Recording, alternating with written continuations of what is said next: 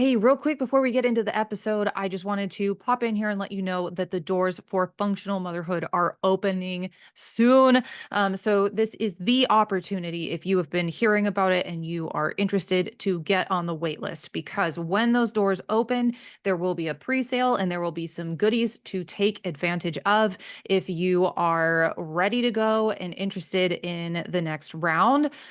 The functional motherhood, if you're new here or if you're like, I've heard of it, not quite sure yet, what it is it is a experience. It is both a live and also a course experience where we dive into helping you get the tools to reduce overwhelm, burnout, and exhaustion by really getting to the origins and the roots of where those patterns begin in the first place so that you can really do more of what you want to do in your day, find more joy, be able to release a lot of those pressures and that feeling of like you've just got to do all of these things this way.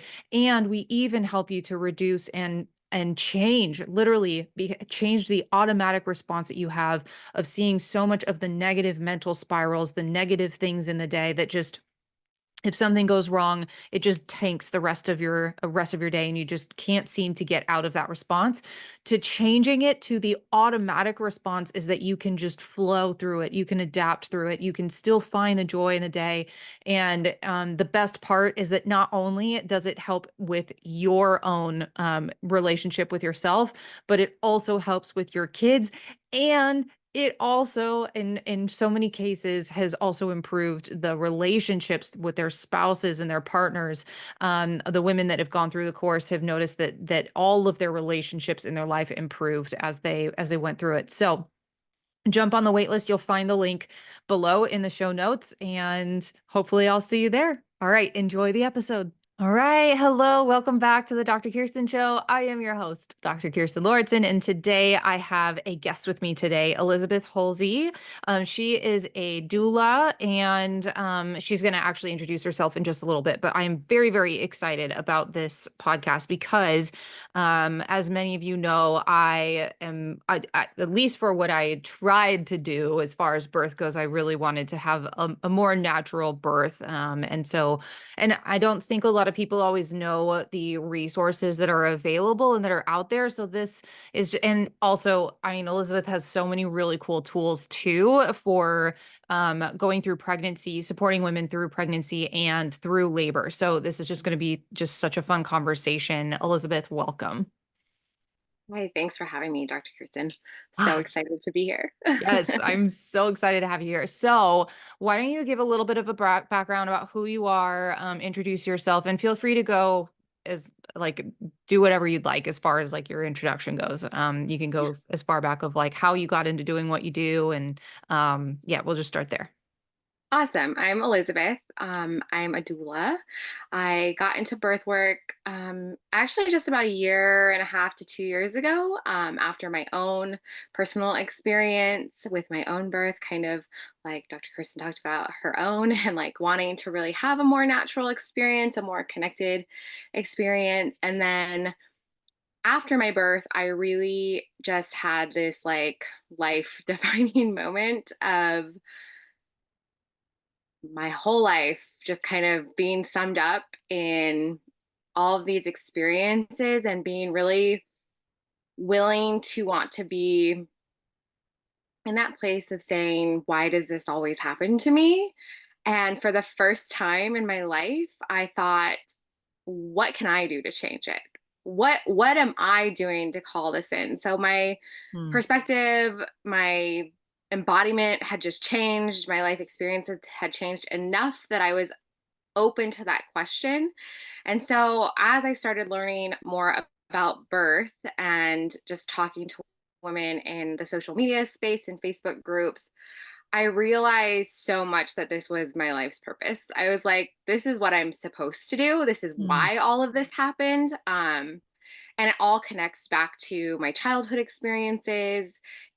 It's just that golden thread, and I just never knew that birth and motherhood would be that thing that tied it all together. And then just the many aha moments that I had after that journey and being like, why don't we understand as women how our pelvis moves. Like, I feel like this sounds so stupid. So, really, like, if you're watching this or hearing this and you've ever felt like I have a stupid question, I felt so stupid to think, I really thought the pelvis was like this stationary bone. Like, I Oh, didn't think about interesting. how it like moves. And I Yeah. thought, wow, I bet so many other women like me out there don't realize the way that their pelvis moves. And so when they hear things like, your baby might be too big, or you won't be able to birth the baby, or what if it gets stuck? I think just that one aspect alone, understanding your own physical biology, kind of diminishes so many of those specific fears, because suddenly you're like, wait, but my pelvis moves. And like, I could listen to my intuitive mind and body connection and understand, oh, if baby gets stuck, I could like go into a runner's lunge or all of these amazing positions that will Yeah. help you open your pelvis. But I Mhm. really had no idea, and I just thought that seems so silly that we just don't know. How do women not know about their own body? Yeah, well, I would say maybe that's just because it never really gets taught. Yeah. Right. Like, those are sort of the things that would have been maybe even, like, passed down, with, like, knowledge from mom, grandma, great-grandma, like, those are sort of, like, those things that you that in I would think would be things that sort of got passed down, but we don't have that sort of like, a lot of people don't have the access to that kind of, like, knowledge, right, and that wisdom, so I yeah, I mean, I get that. And it is very interesting because they I was thinking about how we don't really actually get taught about birth and labor. Like, you don't. Oh, it's so fascinating to me because, like, so many people, like, and so many women are just like, I want to be a mom, but then we don't really know a whole lot, and it gets placed on us to know and to learn, like, what we need to know, whereas I think um I don't know. Yeah, I'm with you. It's very fascinating that, like, we don't really learn a whole lot about labor and about birth when it's something that's done so much, you know? Wild. It's wild. It makes me think back on like the ancestral tradition, Yeah. and that we don't really have like the oral tradition of passing this down, but also like the physical witnessing of Also birth. that. I think Totally. most women in the ancestral village would have seen a birth before they ever gave birth. Probably many. Yeah, that's a very, very good point. And as humans, like, that's something that we do, like, we learn like, by watching and learning from others. So that is pretty interesting. That I never Definitely. really thought of that, but you're right. And that would actually then, if you were being able to, like, witness more births, then it really would make it a lot less, I think, terrifying probably, or a lot less uncomfortable, or you would just know, like, oh, this is kind of how this is going to go, and your expectations might be a little bit different as well. So, yeah, there's a whole lot of really good stuff there. A lot of people are typically on. We had such a great conversation. I'm trying to make sure that I ask some good questions to bring out a lot of the things that we talked about last time. But I think one of the things that I hear a lot is that, like, oh, well, typically you're going to go to your OB, then you're going to go to the hospital, and you're going to get an epidural, and, like, you're going to go that route, and that is just like the typical way that labor is going to go, and that's almost like the extent of what you typically learn of, like, it's all gonna kinda just be taken care of for you in that sense. Um, what would be some of the reasons why someone might wanna have a midwife or a doula, or even go a slightly different route of maybe trying to go a little bit more of the natural routes? Like, why would you say people tend to kind of do that? And what's the benefit of having a doula? Because that's a really big one. Yeah. So it's such a good question, because I think you summed it up really well as it's all done for you. So I think that the very first step when you find out that you're pregnant has been really taken to this place of like, what are all the things I need? Let's plan a party and get an OB. And we miss all of this other stuff that's available to us and possible. And we don't even think about the birth that we want.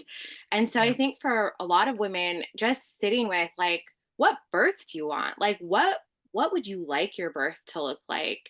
And just tuning into what your answer is. And your answer might be like a conditioned belief where you're like, oh, I really want a hospital birth. And then I challenge you to like maybe still research about home birth options before you make a decision, but just exposing yourself. But some people, even if they've never been exposed to home birth, might have an intuitive response of like, I would like to just have birth at home. And then that just becomes an open door to walk through. But I think that we do have this disconnect where we don't make these decisions. It just ends up happening. It's a series of phone calls and appointments. And the Mhm. next thing we know, we're not even participating in our birth. We're not the person leading the choices. And I think that we should meet women exactly where they are. There's a lot of reasons to choose a hospital birth, there's a lot of reasons to choose home, birth center. And one of the questions I see often is like women will go and ask, like, who should I hire for a midwife? And that's more of this disconnection of like asking and outsourcing all of our choices. And I always say to those people that ask that is don't interview the the position, like interview the person, because there's great OBs out there, there's great midwives out there, and Yep. the best person for you may not be automatically a midwife or an OB. So just being open to talking to both. And I Mhm. think in today's world, most of us will have both providers anyway. Having an OB for different reasons, or then having a midwife if you decide to go home birth, or even like a birth center birth. But Right. really, just knowing what the variations look like and what the possibilities are, and then just choosing somebody that you are very energetically aligned with. I think that we often, our Mhm. society is conditioned that way. We pick up the phone, we go to our insurance booklet, we pick a name, we make an appointment. It might be hard to get an appointment, and that's who we're with. And then we don't even think, oh, we could fire this person. They're not the right person for us. We could pick somebody else. We could transfer. So it's just even before we get to the bigger questions, there's all these systemic patterns that we just kind of fall into and don't Yeah. even think, oh, I could choose someone else. Oh, I don't like what this doctor's saying at week 32. I could still choose someone else.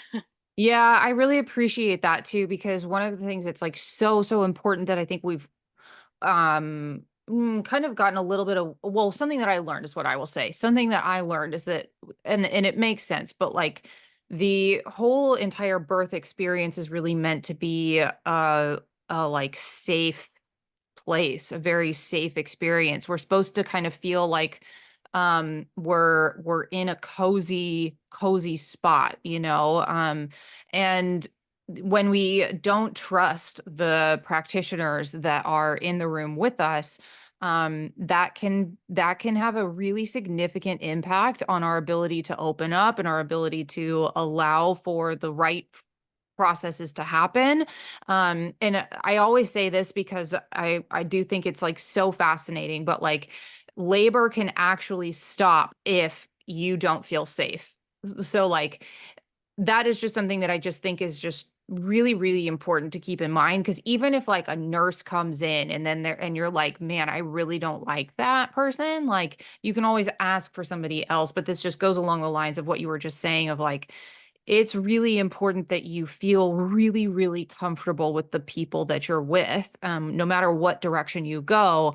And I agree with you. I think we tend to outsource and think like, well, they're going to know more than I do, so therefore I should just trust what they have to say. That completely disregards any sort of like intuitive feelings that we have. And in my experience, which is all I can really speak from, but in my experience, when I have bypassed my own like intuition and my own gut feelings, that's usually when things have not quite gone the way that I want them to. And I think that's such a big I think that birth is such a big opportunity for us to be able to really tune in and listen to that intuition and to that gut feeling of just like what do I need here. There's just such an opportunity to connect with that. Yeah, gosh, I love it. One of the things, well, do you have anything to comment on that before I ask another Yeah, I question? feel like I Yeah. also digressed on the question too. So Oh getting yeah. to like why a doula Oh, is yeah, yeah. I think women should actually work with doulas much sooner. And the same thing goes. The same thing goes to interviewing several. Like I always have an interview with a client or a potential client, and I always say, "Can I give you some names of some other people that you can interview?" Because I want people to be aligned with me and be ready to fully go on this journey. Because when they are open to working with me and they're aligned and they feel supported and we have good energy, then magic happens. Yeah. Just pure magic. So that's really important. And the safety thing I would say is like the number one thing for sure. But a doula can actually help you like formulate a questionnaire for Mhm. finding OBs or midwives or navigating, do I want a hospital birth? Do I want a birth center birth? Do I feel comfortable at home? What are the potential um, fears that are going to come up? Are they stemming from a certain place? Like in where I'm at in North Idaho, we're about an hour away from the maternity ward. So some people don't want a home birth because they're like, I'd like to be 5 minutes away from the Like, hospital, even much though I'm closer. gonna home birth. Sure. But Sure. then there's still options within that scenario. I just don't think that people realize that the choices are endless, which can kind of feel maybe overwhelming, which is why like get a doula on board on your team to like walk you Right. through it and like be like, great. So your biggest concern with a home birth, you really want a home birth, but your biggest concern is the travel. Great. What could we do instead? Could you do a hotel? Could we do an Airbnb? Is there a birth center midwife that's really aligned that doesn't kind of fall in that like midwife birth center experience? Like just knowing what's going to make you feel the safest and what's the environment that's going to make you feel happy. But then a doula goes so far beyond that because with me, people would work with we'll work with trauma patterns and if they come from childhood or previous births, and we kind of just understand and acquaint ourselves on how that stuff comes up. And so we just get ready for the birth and make sure that that safety thing just keeps coming back, that we're going into a place feeling safe, supported, loved, and trusting that we can do it, that we're Mm. strong and incredible and made to birth. I love that. One of the things that you mentioned too is talking about intuitive birth.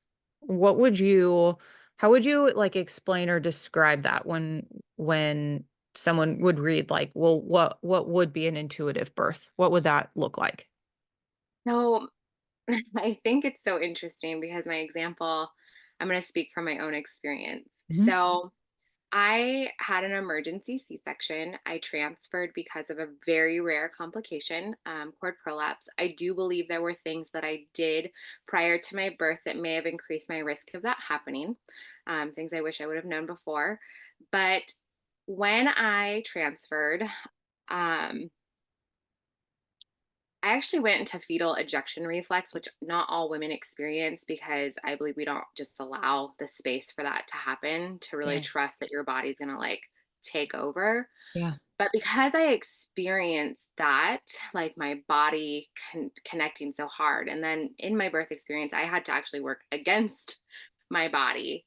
And so it's almost like I have this reverse engineered perspective because I had to work so physically hard against my body that I was like, wow, like if women only knew like their body's just gonna is capable of just doing it and leading the way. Yeah. And then my intuition really got stronger because I have this intense, intense knowing that I missed something. And not saying that my birth wasn't amazing or beautiful or that I wasn't incredibly strong or had this incredible experience. I absolutely did.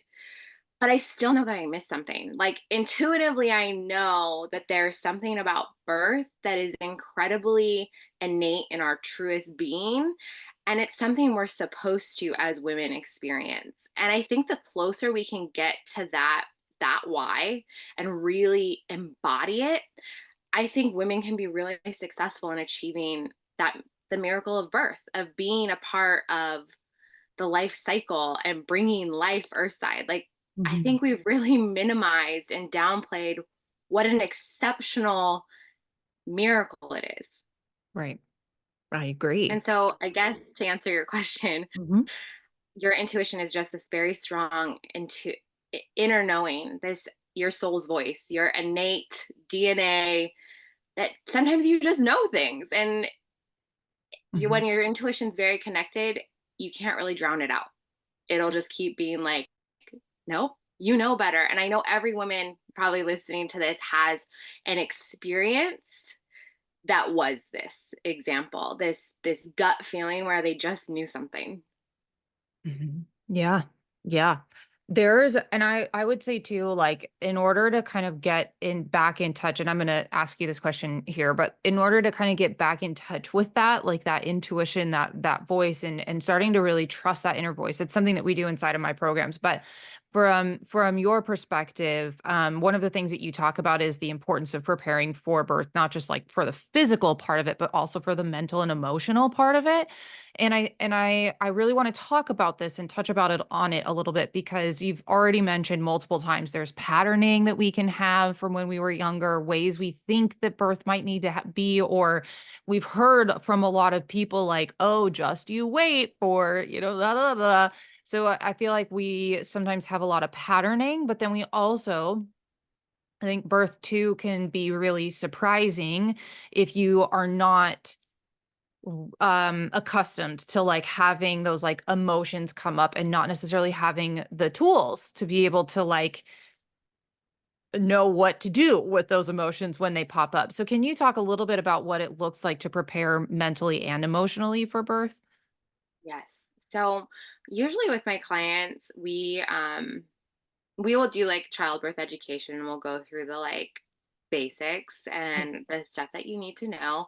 But then we do a lot of inner exploration and we talk a lot about the conditioning and we start recognizing what the patterns look like because when we are disconnected from our intuition, it can be hard to be like, well, is that my intuition or is that my fear? Yeah, right. Yeah. Um, I Yes. think fear has a different frequency, vibration in your body. So that becomes a way that you can recognize it. But when you have no idea, it can be really hard. I think intuition Yeah. shows up a lot calmer and fear comes in kind of head on fire, panicky. Mhm. Mhm. But when we explore these patterns, whether it be from a previous birth, previous experiences, oftentimes really deep childhood experiences, we start to see what the patterns are. And then when we know, like, people pleasing is coming up or good girl conditioning or perfectionism, a lot of like type A women, which I would say I'm kind of a type A woman, ambitious, all those things.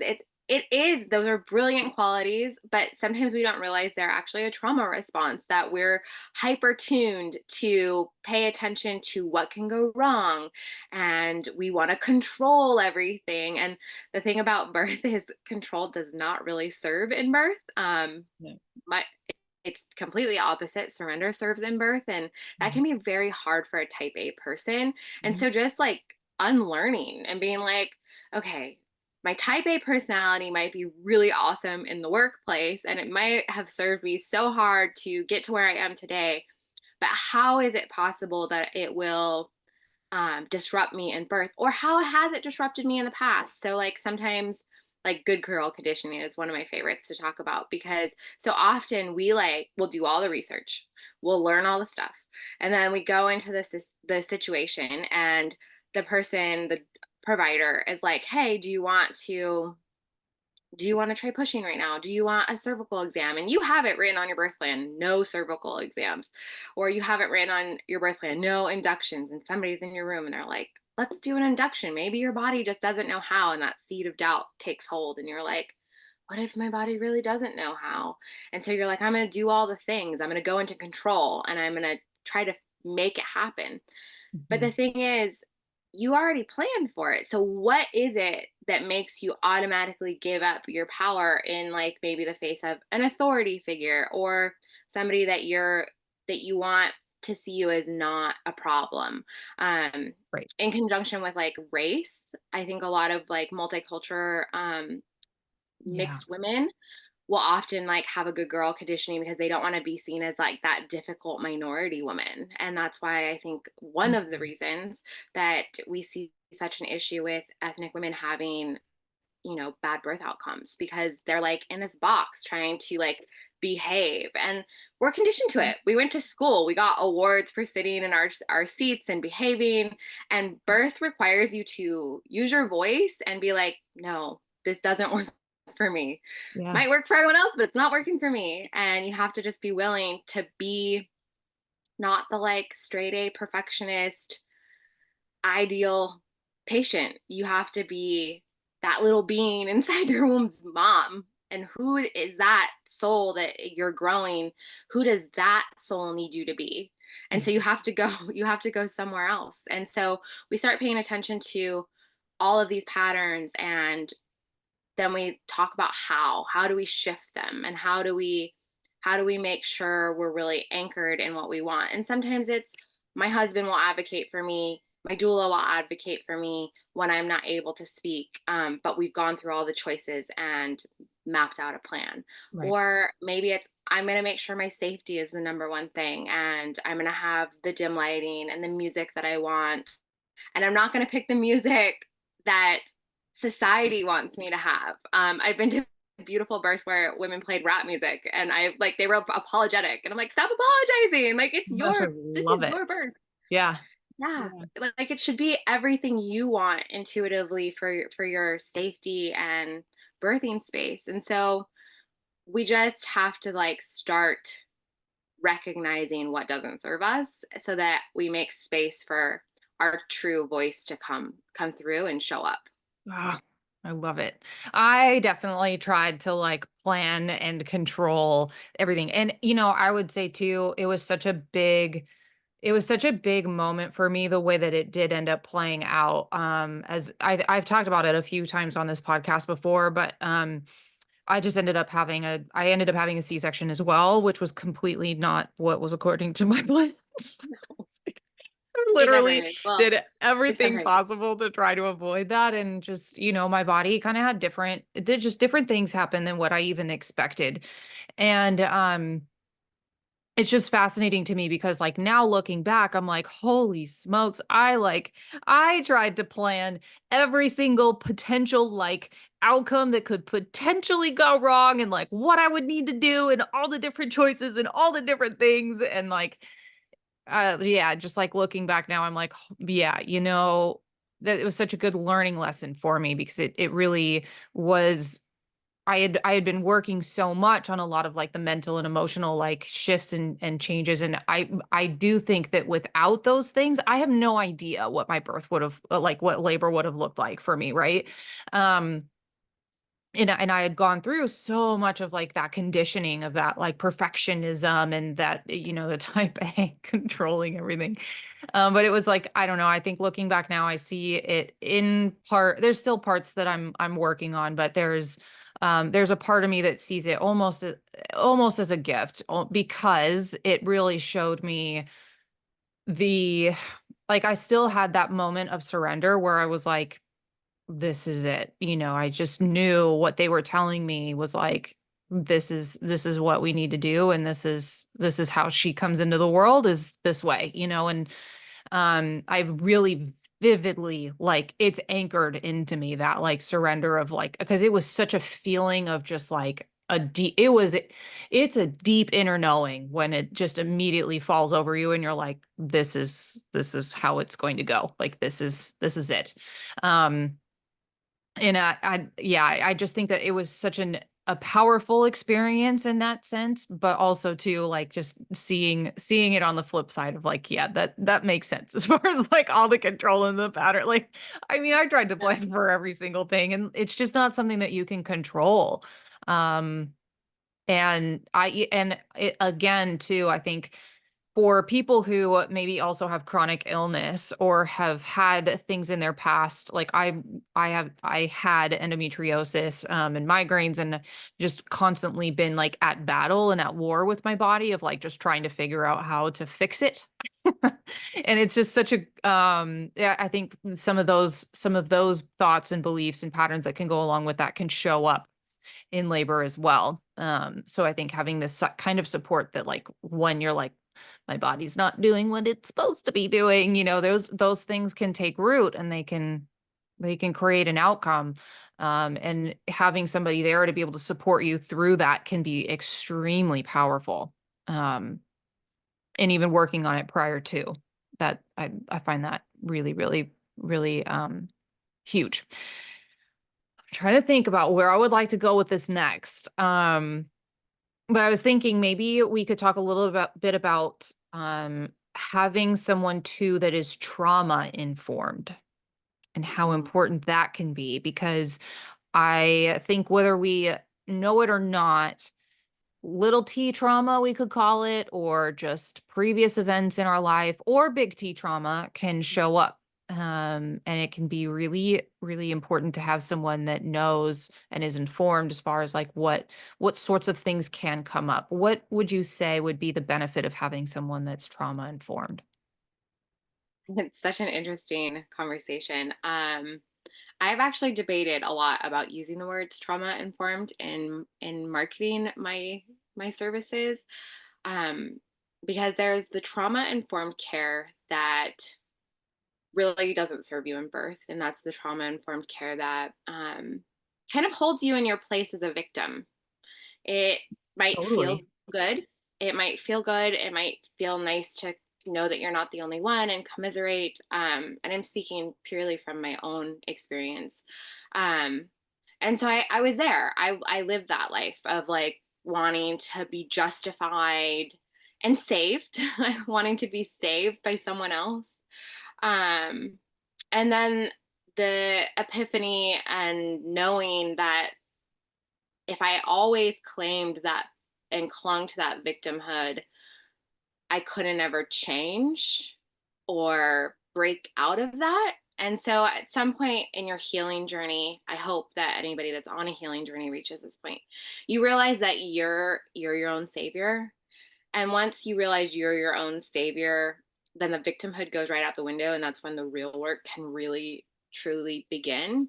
And so having somebody that works with trauma and is trauma informed and understands how it shows up in birth can be immensely huge, because you mentioned big T and little t trauma.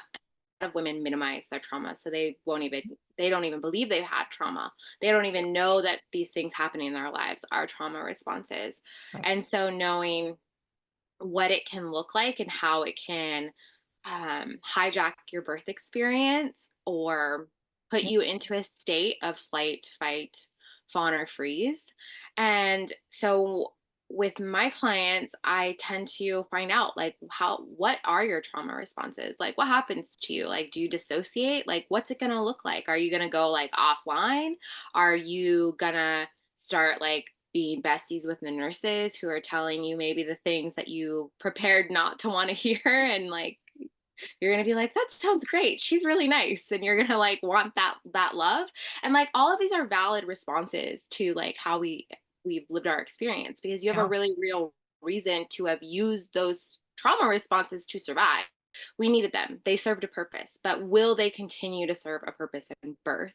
And so knowing what's going to happen, um, as somebody that's not trauma informed just won't know. Like they won't even necessarily be able to recognize it. I've been in births with women who providers didn't know that my client was having a trauma response. Mhm. And so you just need somebody that speaks your language, that knows what you're actually communicating. Especially in birth, because at a certain point most women go super inward and won't talk, and that's why you do need somebody to have to advocate for you. um, but that advocate should not be making decisions for you. They should have made all the decisions with you. You should have been the person making the decisions, and then that person can truly advocate for you. But if you're going to potentially go offline during birth, do you need to meditate? Do you need somebody to help ground you and keep you in your body? um, are you really pain adverse? Like, do we need to set up lots of different pain management? Do we need, Right. the birth comb and the essential oils and all the things, the counter pressure and water and heating pads? And, I have everybody kind of prepare for all of it. Like, bring it all. Let's have a heating pad, because if I can offer you something that works, we're going to run with that. And Right. I think that's the other thing is a trauma informed provider should also, or doula should also know when to pivot. Like that's the biggest thing with trauma, is that you have to consistently be paying attention and attuned to the actual person, because there's no pattern or like go to answer. It's always different. So like what I bring for tools for each person that I'm attending their birth and assisting them, it may be very different. It may be party music. It might be whispering or even loudly saying affirmations in their ear. It may be physical touch. It may be tools like hypnobirthing. So all of these tools can come and be used, but what tools work best for you, and what kind of timeline do we have to adopt these tools? Because Yeah. sometimes in 9 months you won't be able to adopt, maybe meditation. Maybe you're super meditative adverse, that like really rubs you the wrong way. We're not going to use meditation. But you Mhm. have to know all of these things. You have to know the tools that work for the person, so that they can feel like, you full circle, like you said, they can feel safe, because the number one thing you need in birth is safety. And my favorite example is I live in North Idaho in the forest, and I Okay. always think about the deer.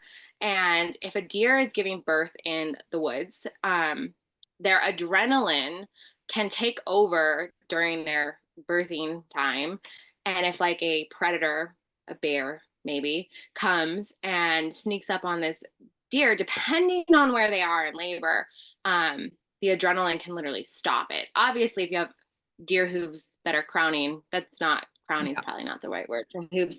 But if you have a deer coming But yeah. out, then it's not when it's going to stop. And that's why you have so many people in the birthing world who will be like, don't go to the hospital till you're pushing, because like you're crowning, at that point usually birth won't stop. It'll keep going. Once you hit like past transition, it'll keep going. But our traumas, big T, little t, that person that's just not vibing with us in our birth, that we never met before, are all the bears, right? They're the predators that are going to make our body go, oh no, I cannot birth here, it's not safe. And Yeah. so expecting that, like you said, um, knowing that sometimes it'll be your own emotions that come and like cause an ebb and flow, and sometimes you just need Mhm. the support of someone who knows, to be like, hey, it's okay that birth is stalling right now. Let's take a rest. Let's maybe do a meditation or something to like clear the energy. Maybe you just need to have a good cry. Maybe there's something that's blocking you that just needs to be released. And I find that a lot of that stuff can really be released during birth if you have somebody that's adept at navigating that and aware that it's happening. Right. Oh, I just love it so much. There's so much overlap too between like what I do and what you do, and the I love the centered and like focused application of it on birth itself. Like I just think that giving birth and on labor, like I just think that is just super super powerful. And I wish that I had found you before, but at least for future kiddos, there's always that possibility. So speaking of, you have something special that is coming out soon. Um, would you like to chat about what that is, that course? Yes, I would love to. So, I took my doula course in 2022, Mhm. and we like had to have like a pod to like do the course with. So we had a group of like four women that we were doing the course with, and I instantly clicked with someone who happens to she lives in Orlando, Florida, and I live in North Idaho. And we just automatically clicked. We have a lot of the same views about what birth is like. We really believe in the intuitive part. We believe that like, if you work through the traumas, it can really change your experience and really give you those birth outcomes that you want. So the real magic, though, about us linking up is about 6 months maybe after our doula training certification course, Carolina got pregnant. And so she asked me to be her doula. And so I was her doula virtually. And we were both taking clients at that time. So we had all these clients that we were working with, and we were just learning so much and applying so much. And we just realized that we're so much better together. She comes with amazing tools. Love it. She's a yogi. She teaches yoga. She is a breathwork expert. It's amazing to have somebody that has those tools to bring to the birthing space. And so we decided to put together a community. It's called the Rooted Mama Circle, but then we're launching a course through that, and it's called the Intuitive Birth Course. And it starts on September 2nd. Um, it's a 12-week course. It's go at your own pace, sort of. You will have flexibility to watch the recordings on your own time. There will be a live component where we have time for live question and answer. We're inviting husbands to this space to learn as well. There will be a female only community. And so we're just marrying all of these things, these tools, and giving a birth course that's really like no other. We're going to be diving deep on the breath work so that you actually have the tools. We'll be doing meditations weekly. So that'll help people who are maybe meditation adverse Yeah. utilize those tools, Yeah. because sometimes it just takes practice. And Mhm. then also the other thing with meditation and breath work that I think is important is knowing that sometimes you just need somebody who's leading you and guiding you through those things to give you permission that it doesn't have to be perfect, especially Right. as women. You don't have to have perfect breathing all of the time. Sometimes you're going to fall in and out of it, and that's okay. So we've brought all of these tools together and created this amazing course in this container, and we're so, so excited to be offering it. And I mean, we're just ecstatic to have this for women. I think it really can change the game for women, and it's kind of an accessible feature. Like maybe if you couldn't afford a doula, um, just a way to like really go deep and prepare for birth. And so we're taking women who have due dates after December 1st of this year. So anybody due past December 1st can hop in. And for your listeners, we'll also offer you a code, and Yeah. you can link that for them and everything and save 10%. Yes, definitely. And we'll have that link in the show notes below. Um, is there anything else that you have going on any way that they can get in touch with you, or where can listeners find you if they want to chat with you more?